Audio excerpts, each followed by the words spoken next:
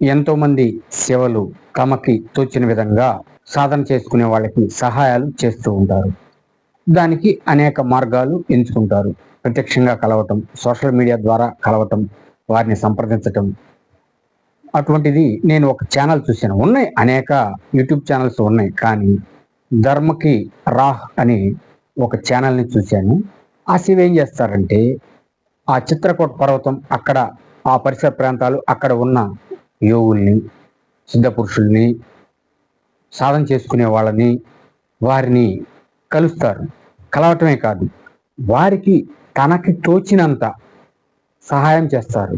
ఏ విధంగా అంటే, వారికి కావలసిన దుస్తులు, దుప్పట్లు, ఆహారం ఒక 2 రోజులకు సరిపడా లేక వారానికి సరిపడా వారికి ఇవ్వటం, వారి ఆశీర్వాదాలు తీసుకోవటం, వారితో మాట్లాడటం, ఈ విధంగా చాలా చక్కగా ఆయన చేస్తున్నాడు. ఎందుకు? మన ధర్మాన్ని నిలబెట్టాలి. మరి ఎక్కడో కొండలో సాధన చేసుకుంటున్నారు, వారికి మరి తిండి తిప్పలు ఎలా? సరే, మీరు అనొచ్చు దొరుకుతాయిలే అని. ఓకే, కానీ మంచిగా కదా అతను చేయటం. సాధన చేసుకునే వాళ్ళకి ఒకరోజు అన్నం వచ్చిందనుకోండి, వాళ్ళు ఇక బయటికి ఎక్కడికి పోరు, అక్కడే కూర్చొని తిని సాధన చేసుకుంటారు. అది ఎంత మంచిది. ఇక వారు సాధన చేసే దేవతా దేవుడు ఉంటారు కదా, వాళ్ళు కూడా ఈ శివని ఆశీర్వదిస్తారు. అదేవిధంగా ఆ శివ ఈ మార్గం ఎంచుకున్నారు యూట్యూబ్ ద్వారా. సరే, ఆయన అడుగుతున్నారు, ఏమైనా మీరు సహాయం చేయదలుచుకుంటే ఇదిగో వీటికి ఇదిగో ఈ ఫోన్ నెంబర్లు ఇస్తున్నాను, ఇవి ఇస్తున్నాను, సహాయం చేయండి అని.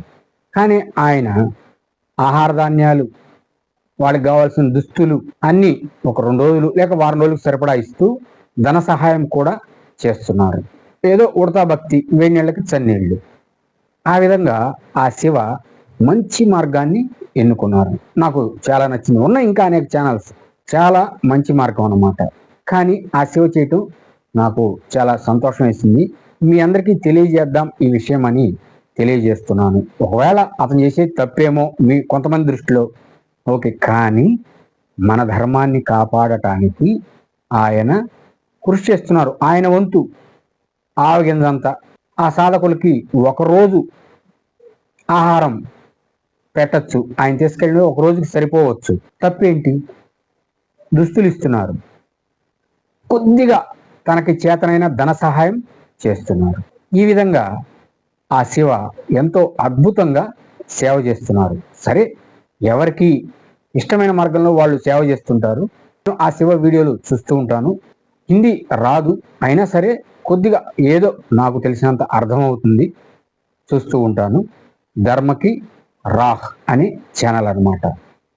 చక్కటి సేవ చేస్తున్నారు. కాబట్టి శివలు మీకు దగ్గరలో ఎవరైనా ఇటువంటి మంచి మార్గంలో నడుస్తూ ఉంటే మీకు తోచినంత, మీకు ఉన్నంతలో సహాయం చేస్తారని ఆశిస్తున్నాను. శివలు అన్యథా భావించవద్దు. మరొక మంచి వీడియోతో మీ ముందుకి వస్తాను.